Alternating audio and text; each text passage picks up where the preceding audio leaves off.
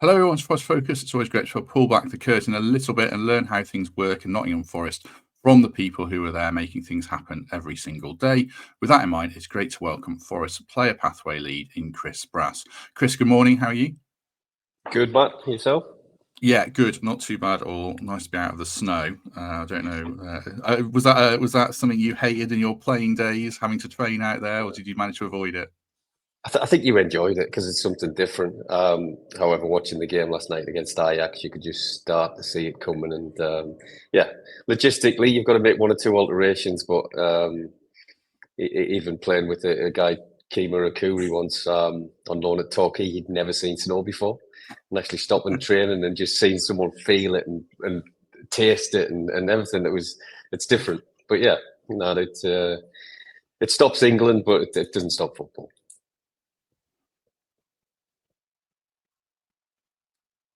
Excellent. I look forward to hearing a little bit about your playing career, but we're here primarily to talk about Forest. Obviously, you work there today.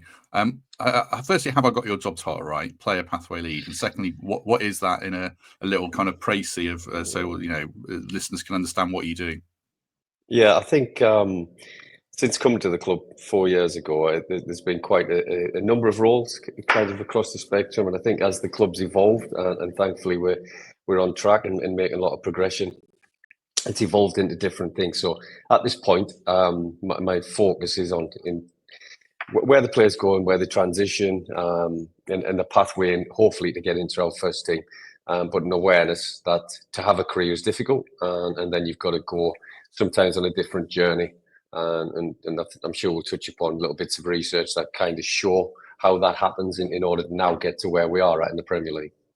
Excellent. So, in general, is that sorting players out, loans, and sorting out the transition from academy training into first team training? Is that kind of it? I think there's an awful lot of just an understanding of where players are and as they come through, and then deciding whether it is right, whether they go out on loan. And we look at a lot of factors within that. Each player that comes through into the door at the academy has their own individual learning plan. And with that learning plan, it's how it's going to be developed and just whether they keep staying on track. So there's a whole host of work. It's not just myself, and it's a team. And the multidisciplinary team will kind of decide where people are. People are early maturators, late maturators, whether they have been exposed into the first team environment, how did that look like, whether they made the debut, whether they need to step back. It's a whole host of things that we do look at, and just whether they are ready, because as I say, there's no career is linear and no player is linear. So each one's taking an individual focus, and that goes all the way right the way through the first team. And so Nuno still works with the players in that kind of idealism that you're still developing them as individuals, but collectively as a team. And I'd like to think the structures now of coming right the way through the age groups into the 18s, a full-time capacity. We will eventually get into a full-time with the schoolboys, and then that'll just transition into the B team and then into the first team. Well, as I say, it's a bumpy road. I look forward to picking that thread apart a little more in a sec. But just for listeners, how did you get here yourself? In terms, I know you had a good career in the lower leagues. You had a bit of management. What was the road to Forest? I think so. Career-wise, as it started, had an early lesson with Ipswich, where thought everything was nice and organised in the world of where you're going from schoolboy into an apprenticeship and then a professional. And then suddenly a change in manager and a change in what their philosophy was. There was a little bit of a jolt. So at 15, having thinking you're going to be starting your apprenticeship, I had to take stock and step back, and then went to a number of clubs. And I had been previously at Burnley, and they had a link with the Northeast. I can't shake the accent, as you can still hear, although I have been away 35 years. And just decided it felt right. And that's your gut feeling sometimes just as a player. And thankfully I had over 10 years there, went through the apprenticeship, made my debut with them, skippered them, and actually went back with when Sean Dyche was manager for a few years. And that was probably my first understanding of just what Forest were, because he would talk about at Stoney Warney were also at the club. So spoke to them and actually asked advice before coming in. But then they did speak very, very fondly. As my career progressed, I went then down the leagues into York, and bizarrely became player manager at 25 due to troubles, which was a baptism of fire. At the time was challenging. However, I think that learning that I got then was probably the reason why the longevity of still involved, still loving it. Thought I'd failed at the time. It was quite difficult. And that's something that you don't want is when you're in any kind of elite football profession or professional sport. But it was real good learning. And I also understood that I had gaps. So I really stepped back, did my playing career back on track. Unfortunately, suffered a cruciate shortly after losing my job as the manager. So yeah, to then come back, still continue to play. And then I actually evolved into an academy manager, became a caretaker manager, assistant manager, coach, managed again, and then made a conscious decision, probably having had 20 years in the technical area, and having to take stock and thinking I don't think it's a bit like having a child. Until you feel that child in your arm, you can't tell anybody what it's like. And it's the same with managing and the pressures that can come on you. There's a lot more support mechanisms now and support staff. But if you do, you can look in the eyes of the manager. And I always knew I was good support. So whatever I've transitioned into has always been a support mechanism, really, for the management structure. And I enjoyed it. When I kind of stepped back, I thought I may miss it, and I have stepped back in a couple of times. However, I can see a 360. I'm quite laid back. Now in the fifth decade, it's you do become experienced. You do become a lot calmer. You do see things, and you can pass that on. And that was huge for me. And that was a conscious decision to say I have to give something back to football. Thankfully, I did that in a number of roles, from recruitment to head of football, and it was a time and an interaction whilst I was at Wigan. Difficult decision to leave Burnley and go there, but I almost became comfortable back at Burnley and hadn't played there. Didn't live far away from the area. It was a tough one to sit with Sean, and he found it bizarre, but I wanted the challenge, and thankfully I think that was the interaction that I'd had with Yanis, and there was a window of opportunity.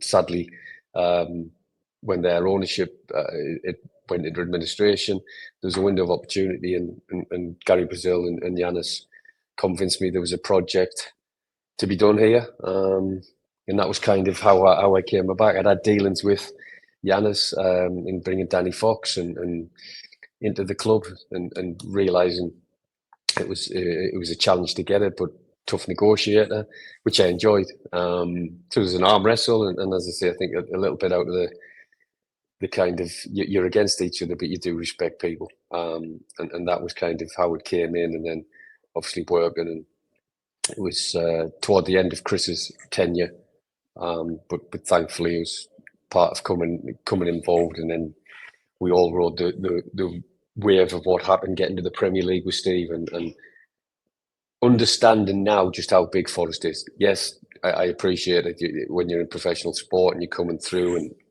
almost signed as a youngster, and you meet great people like Brian Clough, to actually now be part of something that the legacy that was there previously, and now we're starting to make our own. It's special. I didn't realise, I have to say, you come in, you're professional, you do a job, you play, manage against Forest, you want to beat them. Being sat in the stand with some of the Sheffield United games, the Wembley, truly, the potential is ridiculous, man. Obviously, you've supporter and you've got it, and everybody else. This really could be the start of a special period for Nottingham Forest. Picking up on a few things you said there before we get into more on your job. How did you end up at Ipswich? Just out of curiosity, when you hear the accent, and how did you almost sign for Forest? Yeah, so again, Ipswich had a large scouting network throughout the country. Bobby Robson had been there. There was a scout called John Carruthers, who was renowned for getting Northeast talent down. And bizarrely, that we a whole host of us ended up at Ipswich and turned down Sunderland, Newcastle's, Middlesbrough's, who in their own right had it, but we used to jump in the minibus and come down and stop off at Grantham on the way. So I know Grantham well, and off we go. And then as you got older, bizarrely getting the train down from 13, coming out of school. It's funny seeing how it's evolved now with the safeguarding and making sure everything's right. And as I say, retrospectively, I think that was just quite overlooked. I was put on a train and picked up off the train. That was as good as it got. If I'd have got the wrong one at Peterborough, I could have been anywhere. Yeah, different world, which we'll probably come on to as well. I've got to ask you one about managing York. I think you're talking about in your mid-20s. What did that teach you? How does it relate to today as well, when you see how different Forest are? Having, I watched lower league football as a kid. I covered a non-league team for years. I mean, it is the Wild West in a lot of ways. You're in a different world now, but how can you use what you learned there today?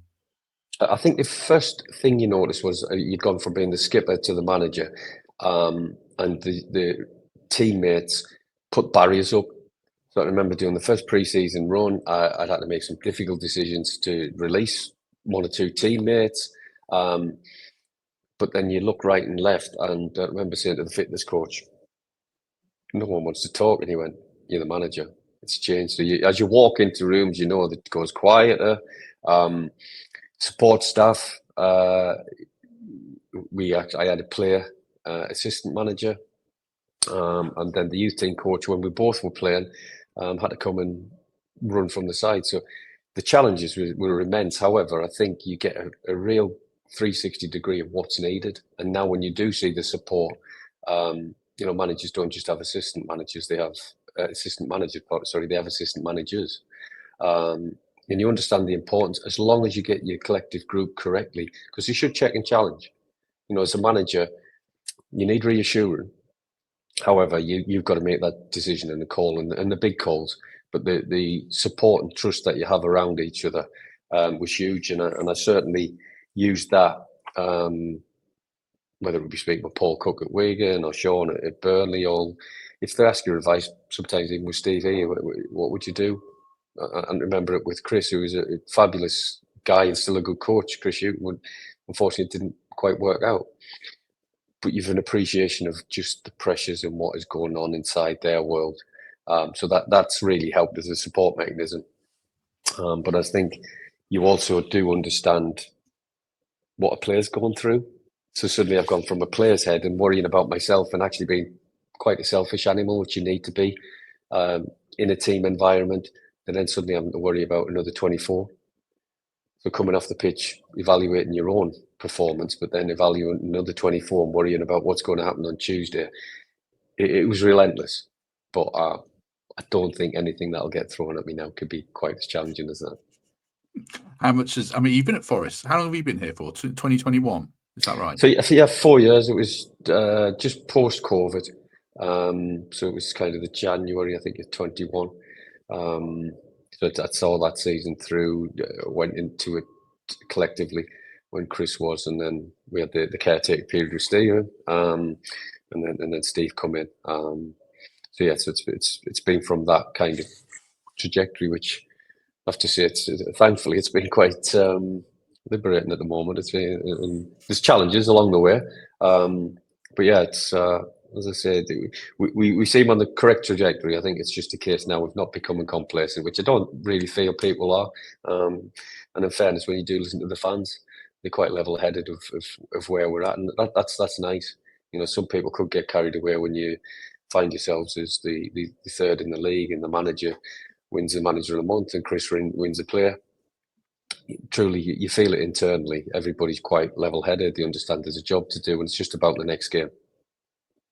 Yeah, one more before I ask you about specifically your job. I mean, how much have things changed in the time you've been at the club, especially since promotion? I know so much happened in such a short space of time. Does it even feel like a different football club in a way?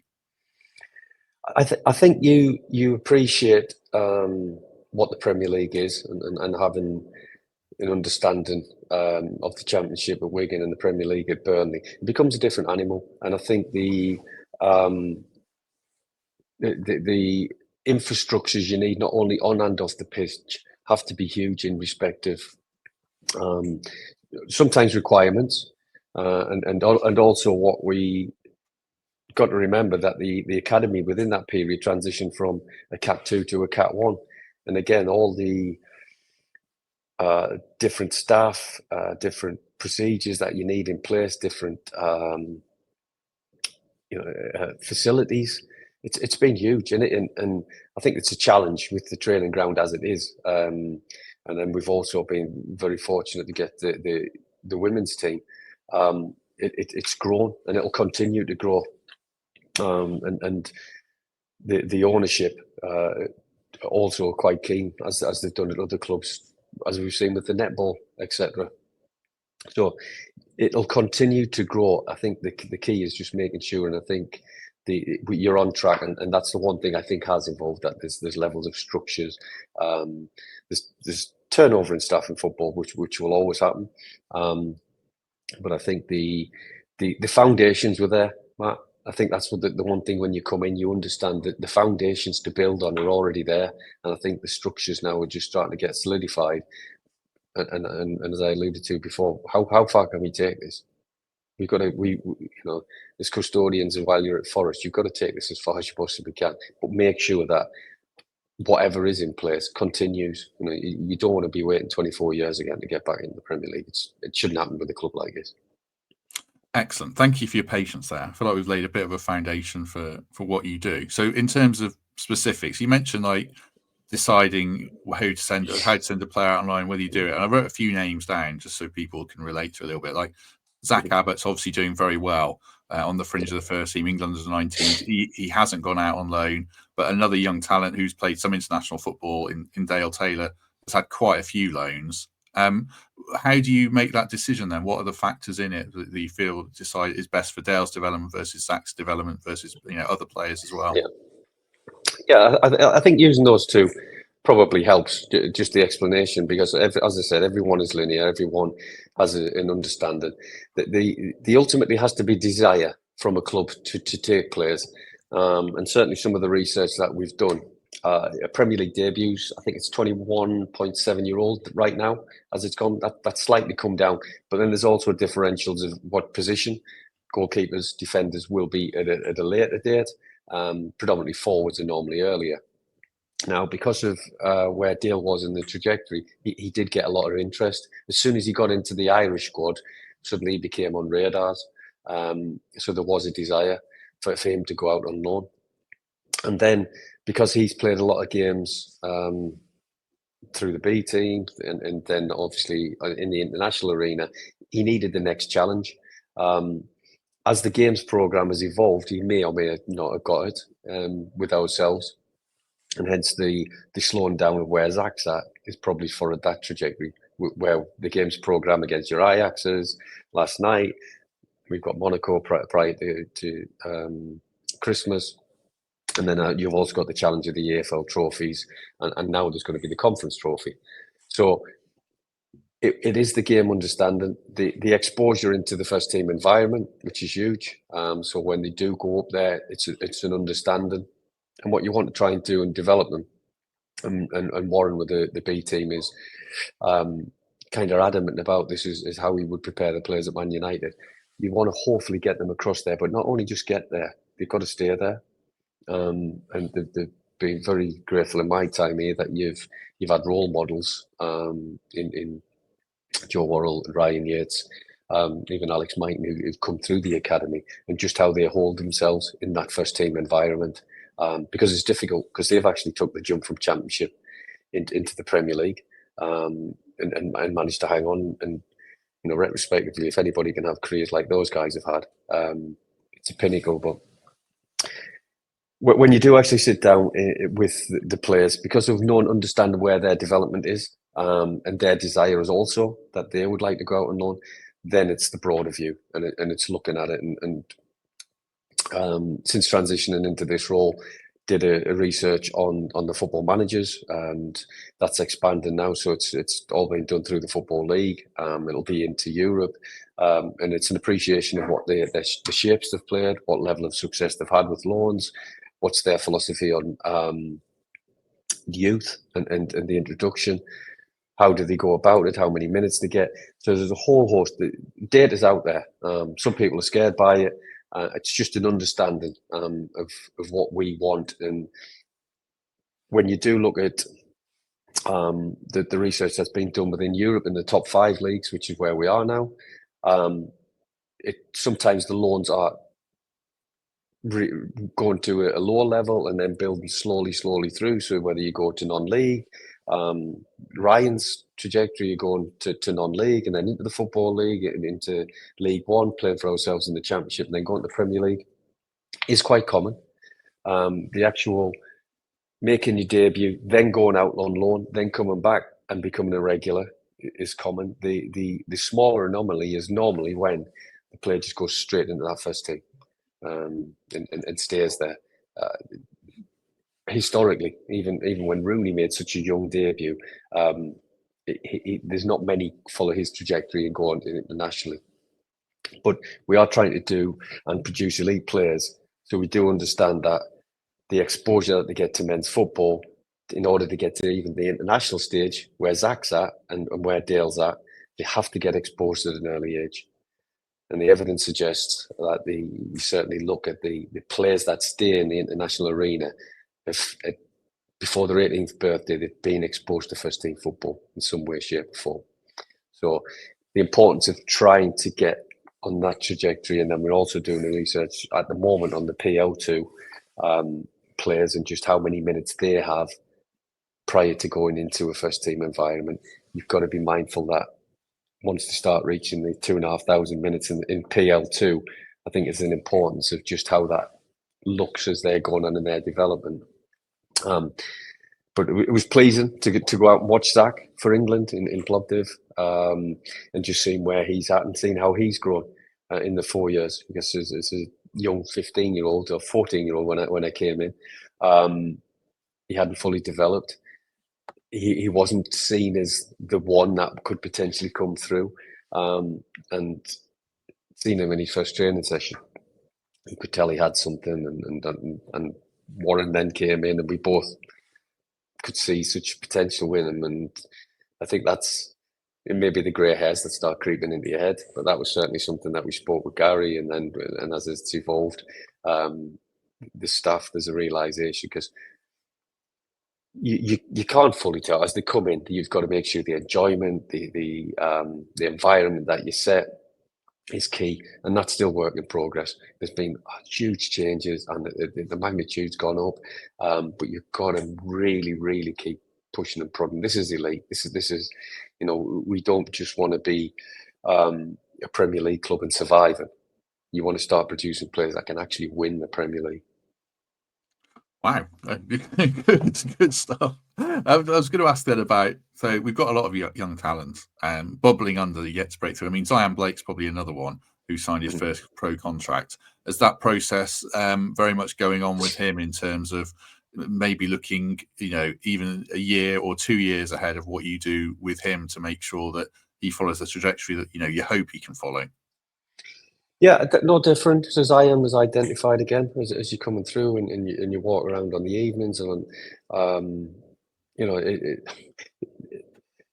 this profession is 24/7. It's quite simple. So when you come in and you'll be in 6 a.m. and you're at a game and you get home at 12, but just seeing those little insights, and there's not just Zion, there's a wealth, but certainly in isolation, I think.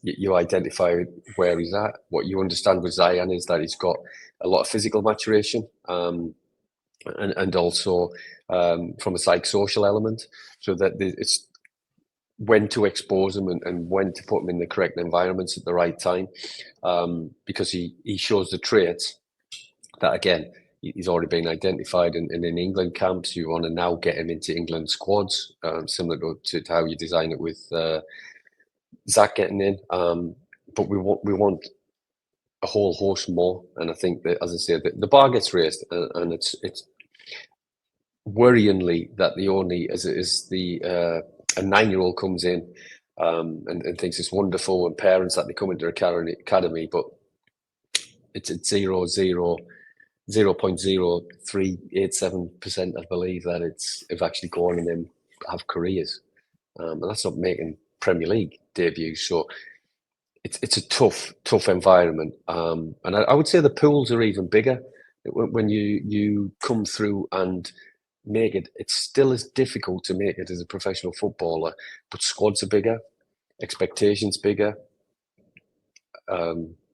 With respect, you didn't have to speak to a plethora of social media outlets. So even that education's it's huge, because you've got to be comfortable with it, and you've got to actually know yourself. The ones who come through really understand what they are, Matt. I always say we can only help you, but once you've understood what Chris Brass in essence can do, and then what the academy can do, and that's coming through from senior management, from Ross Wilson and Craig Mulholland, Chris McGuan, and then actually taking that through into others, and you go into the coaches with Warren, and we've got Lewis Graven, Tom Mallinson, Sam Darlow in the PDP area, where you kind of putting them into. And then we've also got thankfully Andy Reid, who understands the club and what it is in the first team environment, and how you're then going to go into another element. So they're fortunate they've got a wealth of experience around them, and as I say, we check and challenge ourselves. You can't play God here, but you've got to really, really make them understand, because the ones who come and ask the questions, the one who want to get better, it was refreshing speaking to Zach after the game, and he understood his performance. He didn't need me to tell him. There's one or two things I probably is a little bit sharp with him at, because I expect him to be a leader, the best player. I probably was expecting a little bit more, and he did wonderful. He won 2-1, brilliant, intimidating atmosphere out in Bulgaria. Even for myself, sat in with the ultras, so it was interesting. But you know you've got that relationship to say, Zach, that was really good. However, what about? And he had the answers. You weren't telling them, you weren't prodding them, you weren't. It isn't FIFA. You're not sat there playing the game. But he got it, and he understood. Yeah, there was that instance, and you go, good. And this is 30 minutes after the game, Matt. If someone's that astute and bright and understanding, yeah, you've got a chance. It's great. Do you see when it comes to loaning a player out? Like, obviously, the academy it's a challenging environment. From speaking, listening to you now, Chris McGuain's been on here as well, but it's also kind of a nurturing environment. When you send them out on loan to play for, I'll ask you about Colchester and Rotherham, that kind of environment where you've probably got a 35-year-old centre half. It might not pin you against the dressing room wall anymore, or might still, I don't know. But is there still a lot of value in that, of putting players in the trenches where games mean everything to the people that are in that dressing room on a Saturday afternoon? Yeah, it does mean everything, and I think the elite, it has to mean everything. And yes, these levels of nurturing within and understanding, but there's an appreciation when you do go out. Managers sadly can lose jobs, and sometimes when a player is out on loan, that happens. They experience what it's like to be out the team. Now, if you're out of your squad, you can check and challenge it internally. You've got levels of support mechanisms. We're there to support, and the whole MDT team gets around them. But there is points in conjecture where you have to say, have you discussed it with the manager? Have you sat down with him and asked why? Because, and reflect upon being a manager, think the manager's probably got 30 things going on inside his head. One being the 35-year-old who he's thinking, do I have to drop him? The other one being the owner or the chairman who potentially could be sacking him. He's got to deal with the media who are saying you're under pressure. You may not be number one priority on his thing. However, you're my priority, and us as a club will make sure. But alluding back to ownership of your own career. You're your own PLC. You know, you design who comes inside it, who comes inside your bubble, your partner, your parents, your support mechanisms, who you want to bring in, whether that's your agent. That has to be tight. But you're still the CEO. You're still owning this. And then whatever happens outside that, a broader spectrum, your friends,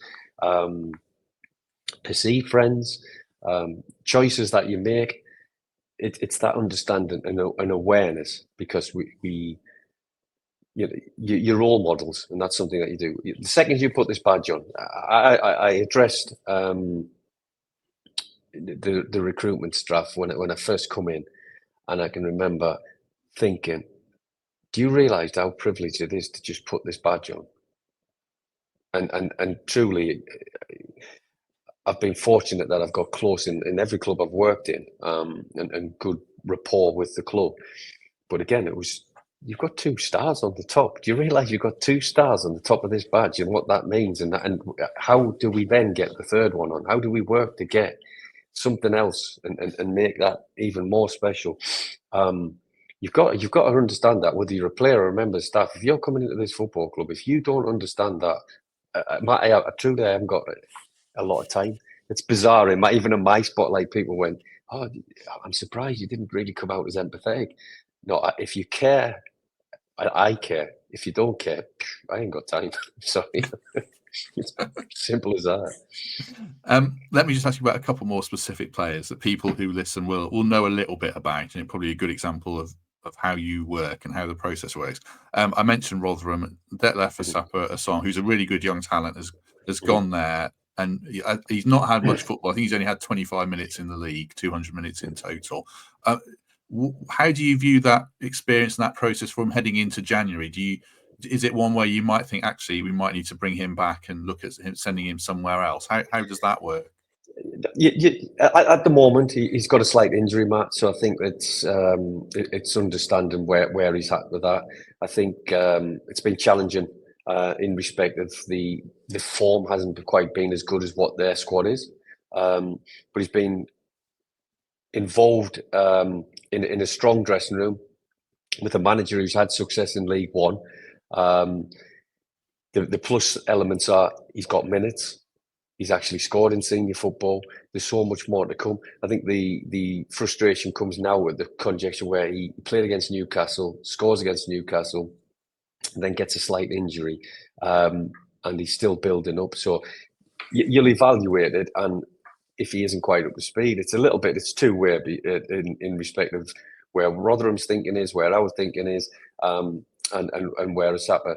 The key to what you do at the start is the understanding. So there's almost a buy-in. This is what we do with every club, with every player, and the agent, and any representation and parents.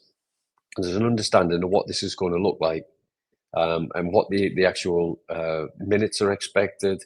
The realization of actually understanding how many people are playing at his age. So he actually understands that, and going into Rotherham and seeing that there's not many youngsters from their own academy are actually evolving in.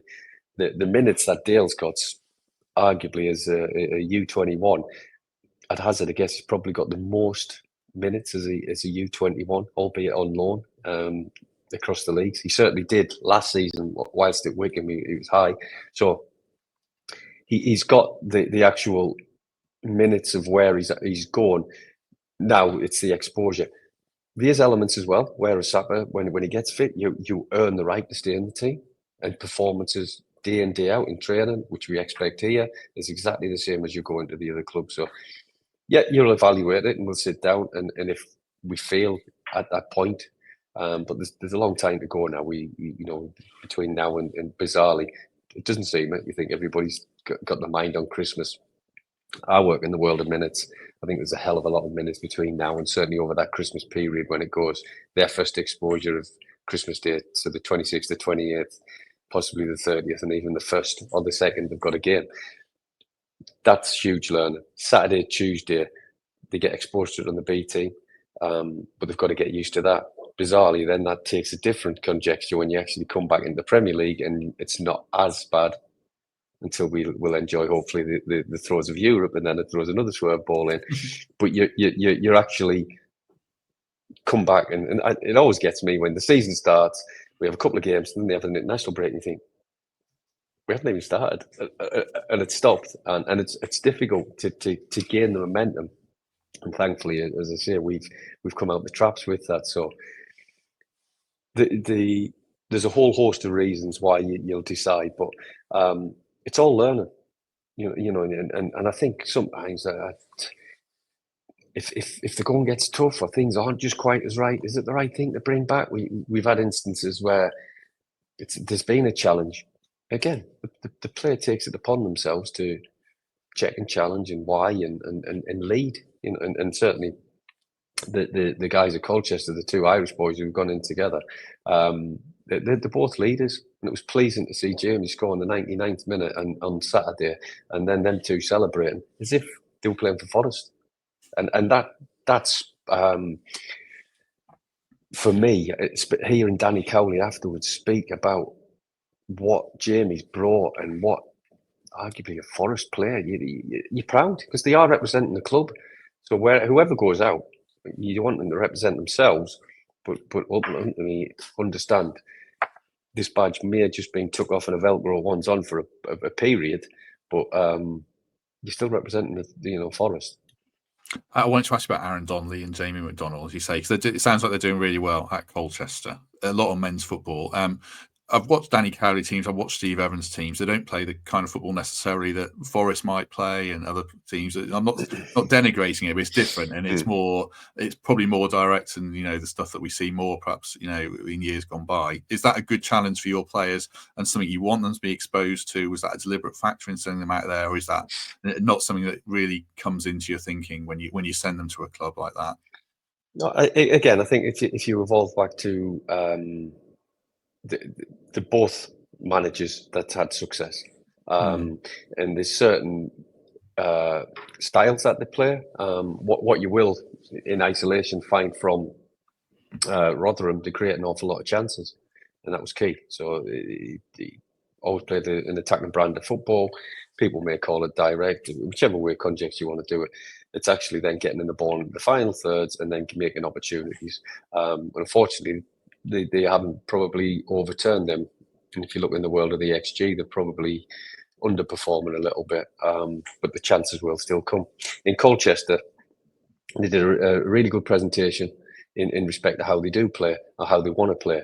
Now, you've got to understand that's a little bit blue sky thinking, and then when the muck and bullets come and results go against you, then it may just slightly change. But the certainly in recent weeks of watching Colchester and watching them live and supporting the guys, they've been playing some good level of football.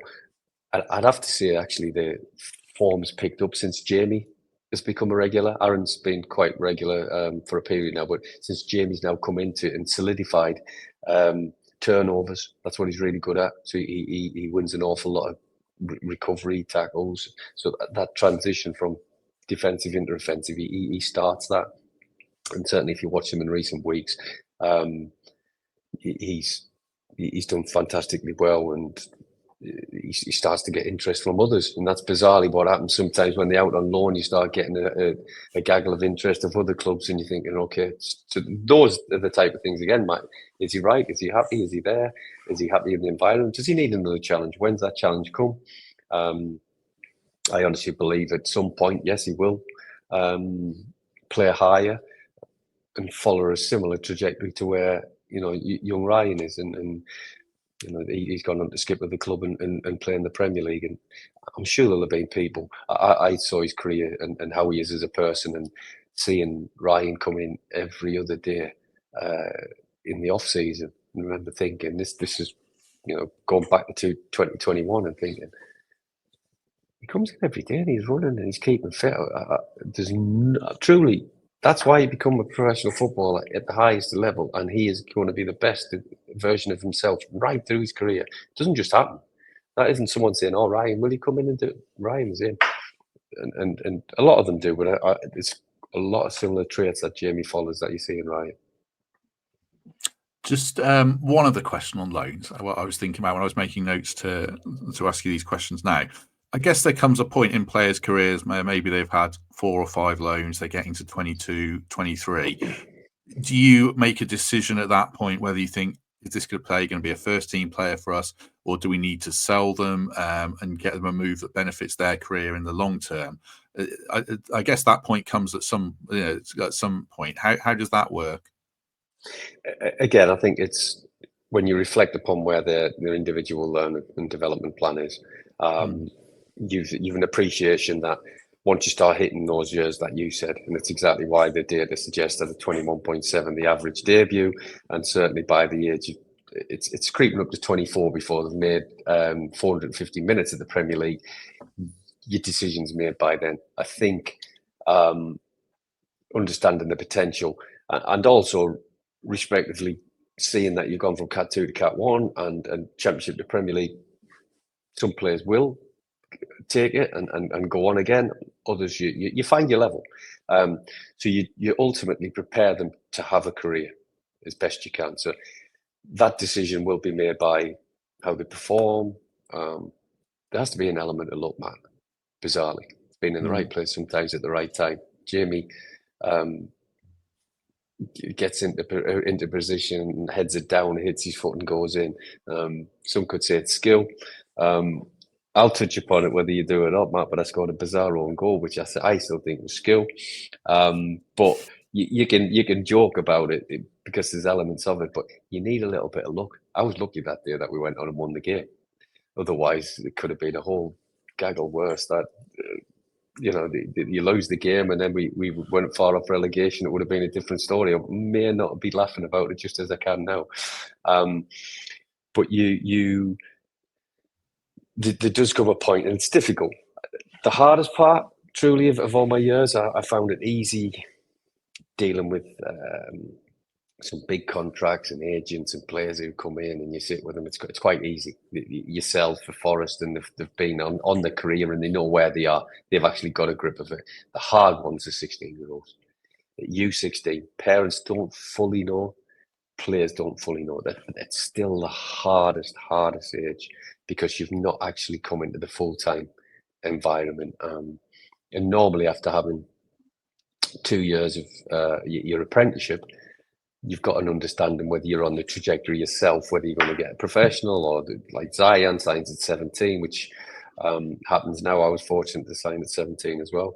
But you have an awareness, but that first kind of getting told, it's tough to deliver, but I haven't been on the receiving end when I got the rug pulled away from me in Ipswich.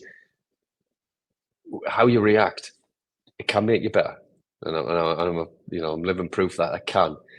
But it's a chat. Trust me, it was a challenge. So I'm always mindful whenever you do speak. It's not ultimately myself who deliver that now to the parents, but even awareness when the players have been told. I'd forgotten about that own goal, and I've got more stuff I want to ask you, so I'm not going to put you through it again. But people will Google it, and people of my age will remember it now. Now you say it, but yeah.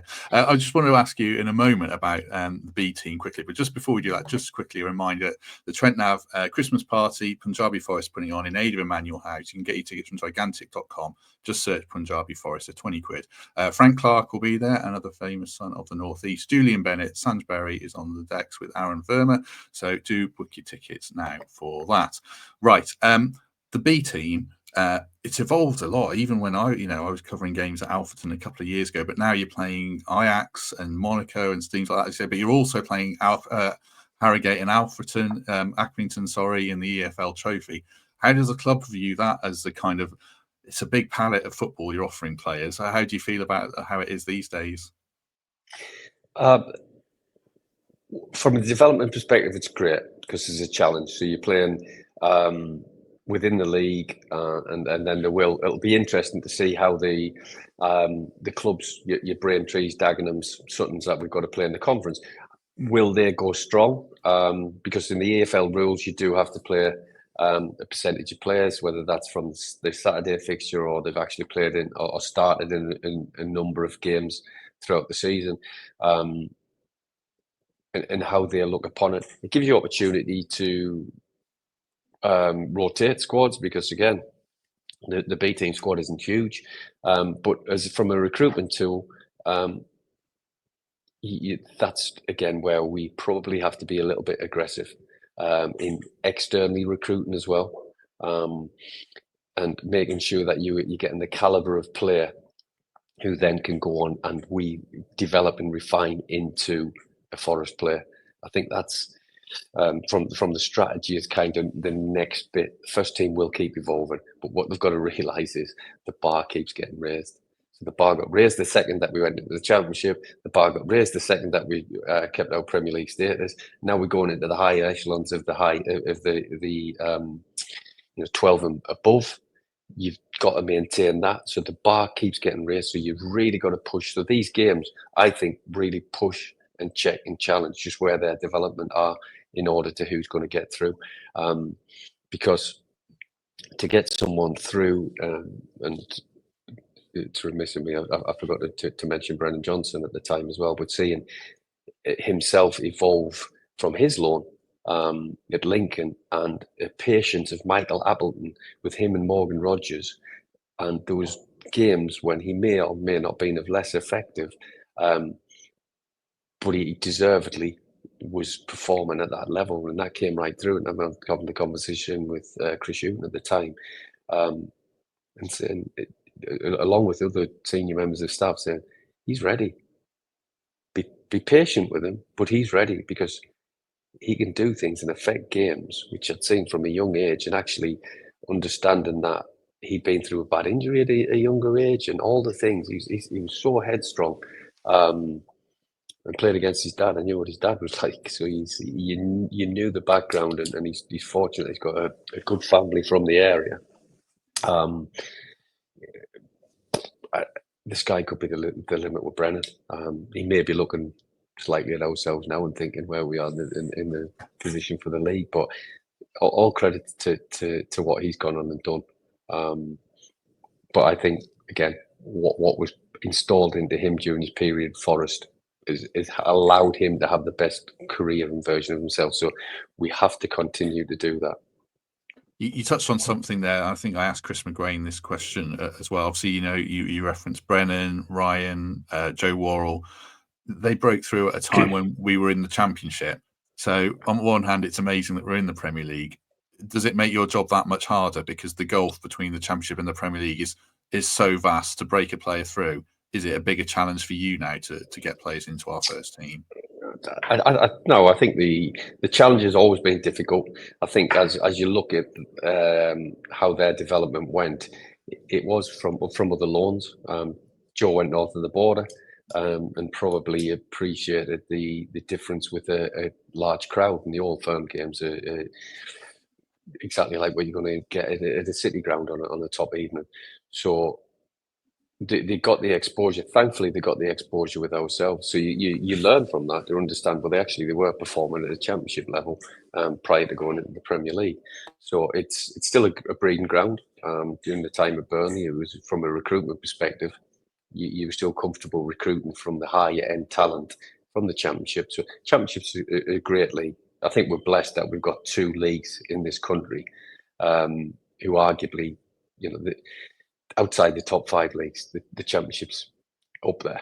From a financial perspective, it probably is higher than even some of the top five. So that alongside the pyramid that we work in, I think it's magnificent in England, just how the structure and the infrastructure of that works if you get it correct, because it is. It's not easy to have a career. Whether that's the conference through to League One, League Two, it can be a challenge.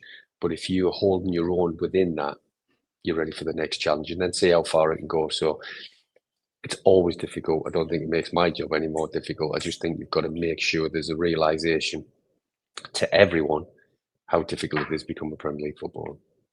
Also, as well, we've got such a proud tradition of bringing players through, and we've got a record that I'm sure you're well aware of that goes back at such a long time of players in the squad. To the 40s, and that's immense, and something that probably we don't shout about as much as other clubs. You see, Man United's the proud tradition of coming through. We got to make sure that, and I think that's the key. You've got to make sure that keeps and continues to stay in place, because you had on there Frank, and I've been thankful I've been able to catch up with Frank since I've came to Nottingham. He understood what it means to come into Nottingham Forest and what that meant. Say what Harty did when I was coming through, and what players he brought through, and then what Gary did, and now what's currently happening. I think it's key that there's a realization, and I think there's an expectation. Probably you could answer it more, Martin, from the fans, that there's got to be an awareness of what the academy means. Thankfully, the ownership have invested heavily in order to understand that and appreciate it and make sure that continues to develop. But with that, there has to be expectation. So there should be, I think everybody should be accountable. Sometimes I used to think when you're the manager, you're the only accountable person in the building. We all should be priding ourselves on where that gets. And as I say, not every single person will get through into that Premier League, but if we can continue to get, as I say, we're fortunate that we have those boys who've made the Premier League debuts now, and there's been an awful lot, and there's an abundance of debuts being made in recent years. The challenge is now, how do we continue to keep that coming? But thankfully, I think it will continue to happen, as we saw with that against Newcastle at the start of the season.